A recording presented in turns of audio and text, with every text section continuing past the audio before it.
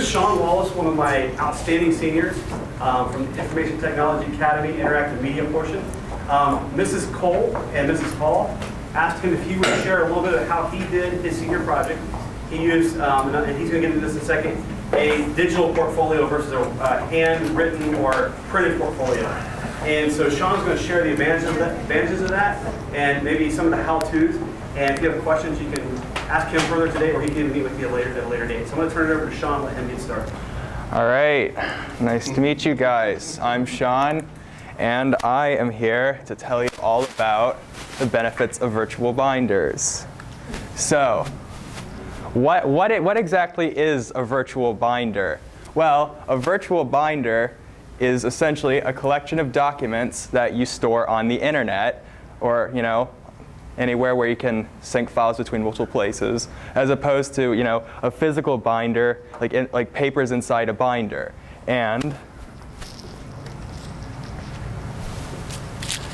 there are quite a few benefits to this alternate approach. The first one of these is that since there's zero paper usage, there's zero paper waste. Like once you're done with so-and-so project, you don't have to take all these papers you've printed out and throw them in the recycling bin. Just a big waste of resources.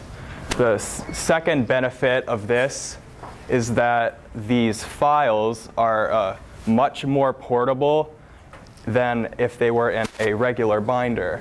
And this is because you can open them up and view them, download them, move them anywhere. If they're on the server, you can view them and download them from anywhere in the world. You can have multiple copies as opposed to one singular binder that you have to take places.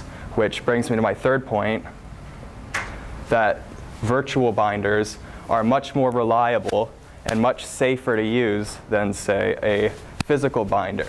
But some people might say that, hey, these files, they're on the internet out of our reach. But as I'll get into later, these files can be synced between multiple computers, so you can have both an online copy and offline copies synced at the same time, so that, say, if by some catastrophic failure, like extremely unlikely, if the web server is out or you don't have internet, you can have the local files saved on the computer, as in a service like Dropbox.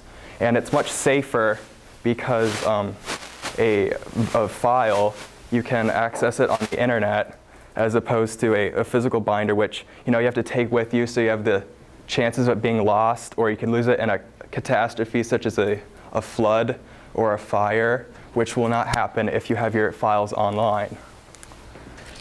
A virtual binder is much faster to create. You can create a virtual binder in minutes, as opposed to a physical binder where you have to print the documents and fill them out and stack them in a binder, one by one by one by one by one, and fill them out, all individually. A virtual binder, you can just upload them all to one place, and they're there, and you can edit them, each one as you wish. And for that reason, it's also much easier to use because you have all the files in one place. They're editable. It's just like super easy to view and edit them all at the same time. And here's the biggest draw of a virtual binder, is that you can share them with multiple people at once. This is especially useful in a service such as Google Drive, where multiple people can open up one document at once. And say you have a teacher or a group of students who are working on a document together, all of them can log onto a computer and open up the one file, and they can all collaborate in real time with edits. This of course makes it much easier to grade, to edit, and to help students with their projects. So, like I said, a virtual binder, it's super easy to make. In fact, it only requires 3 simple steps to do. The first one, you have to sign up for a file hosting service. Sounds really complicated, big word. It's not. It's super easy. It's just a place where you can upload documents. It's that easy. Examples. There are 3 prime services for this. Dropbox is, for those, who not only want to upload your files to, say, a server, on the internet, but also want to have local copies that you can sync between computers so you have that physical file on your computer. The second service is Google Drive, like I said, which not only has its, it's got like Word and PowerPoint and Excel equivalents, so you can do spreadsheets and Word documents and presentations. This is, in fact, a Google Drive presentation right here. It not only has those features, but it also has the real-time editing between multiple people at the same time. And then there's DACC, which I also use, which its main draw is that it has huge file capacities. It will give you 50 gigabytes of space for free, which is excellent not only for, say, student purposes, but say, if you have, I don't know, a music collection at home or a whole lot of documents you need to store in one place, DACC is a really great place to do that because it has huge free file capacities.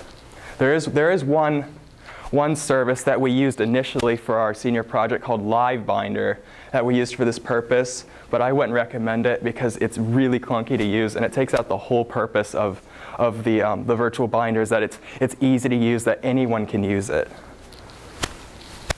Step 2, you either scan your physical documents. It's better to create digital documents, because you can't edit, something that's been scanned onto a computer. And you create your documents, and then you just upload them to the server. In some cases, it just takes one or two clicks to upload these files. And for new users, these services will completely walk you through the process. Anybody can do it. Step 3, and this is actually optional, but if you want to share your documents between multiple people, all you have to do is just a couple of clicks.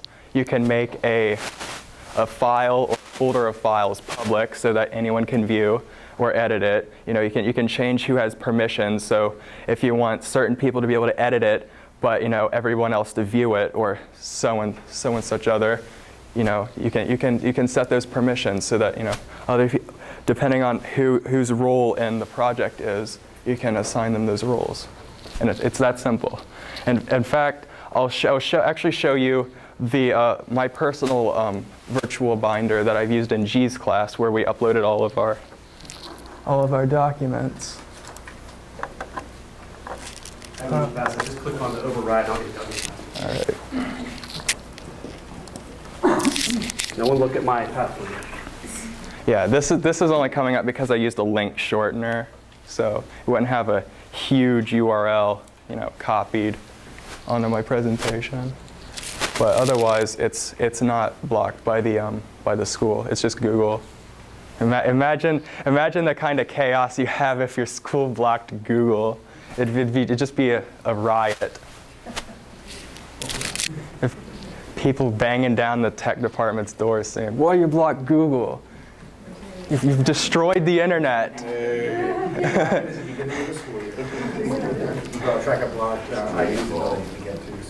Yeah, so you can see here, you got all of my files, just right here available for viewing.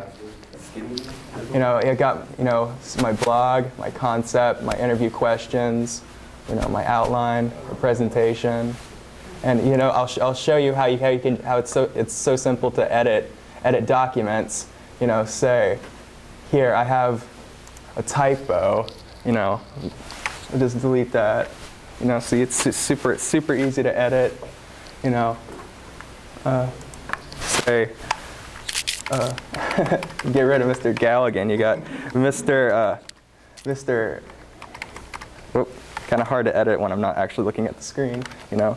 Mr. Hayes decides to fire Mr. Galligan and take over his class. It's easy.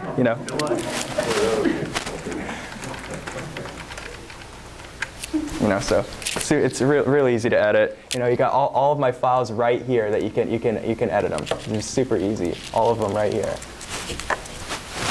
So yeah, it's that simple. It's a really great alternative to having all these files in a clunky physical binder. That just real simple real simple and easy to use. So yeah. So Shawn, how is that an advantage with, again, you mentioned it, but just when you were actually getting your senior project corrected and graded? Yeah. Explain how that worked between you and I. You know, if I upload my document and I'll just send it to G, and you know, he can look at it and he can edit it or leave comments on it, or just come over to me and tell me what he thinks. It's super simple. But you just share it with me, and I can just share it with him. It takes 5 seconds, and we can be editing it at the same time. All right. Does anybody got any questions? All right. When you scan those documents, I know you turn them into a PDF file if you scan a document. Isn't there some kind of software that would allow us to edit those documents? There probably is.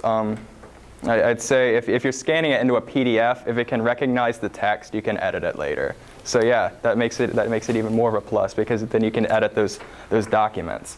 But I'm thinking, like, if it's, you know, very specific documents, like, you know, it's got lots of forms and whatnot, and like handwriting, you might not be able to edit those. All right. As a counselor, I keep notebooks of student records between North and South Campus, their transcripts, their grades, all those types of things, credits toward graduation. I've always been concerned about the confidentiality of putting that into one of these. It would be wonderful, because I do have notebooks and I carry them back and forth between here and North. And Ms. Tornes and I are always looking at each other's stuff. It would be wonderful if we had one place where we could go that was online to do that. What about the confidentiality piece? Because I'm looking at really confidential records. As in security, like nobody can go and break into it. As long as you've got a strong password, you know, that's not like potato, like six letters that anybody can break in 5 seconds. I mean, it's totally secure. It's Google. It's Google, or you know, in most of these services, all of your files are encrypted, which means that you need I don't want to really go into detail because it's a really complex field, but basically you need like a really complex like algorithm to break into those files. Yeah, so it's secure. The different certain data centers they have, or they have so many. Yeah, if you're concerned about maybe, you know, somehow Google screws up and all of the files would get deleted, Google has a system where they back up data between 2 different data centers in the world. So if one data center fails, when they get it back online, it just copies all of the data from the other data center over immediately. There are like 12 in the United States, I believe. Yeah. All right. What was the actual binder portfolio that you used? Well, for the project, we used Live Binder, but basically everybody in the class hated it because it was like it was impossible to figure out how to use. Like nobody could use it. So what we wanted to do is what I did is I transferred all of the files I had over to Google Docs, and it's super easy to use. So you just use Google Docs? Yeah, we use Google Drive because of the fact that lots of people can go onto one file and edit it at one time. When you created your work there, did you use like Microsoft Word or something like that? Because you said that on your one PowerPoint slide, you said you can scan you can scan it, or you can make it an editable document. You know, you can give a little bit more detail on how do you make it an editable document. Well, there's actually a couple different ways you can do this. For Google Drive, you can actually import PDFs and Word documents, and you can either have them stored as Word documents on the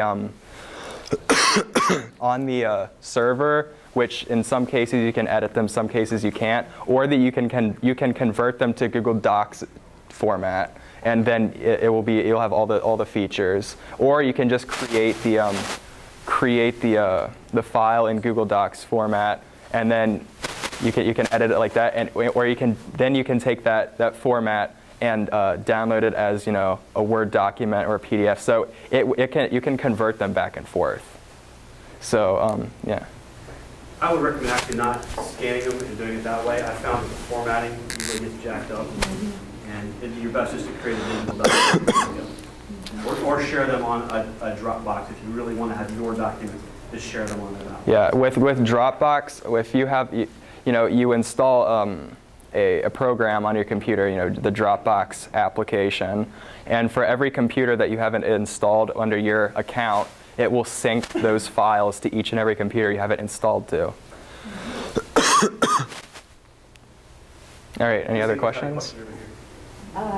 To allow other people to edit your documents, you would have to give them permission. Maybe. Yes. Yeah, you have to explicitly give them permission. So, but by default, it's private, so nobody random from the internet can look up your documents or edit them or view them.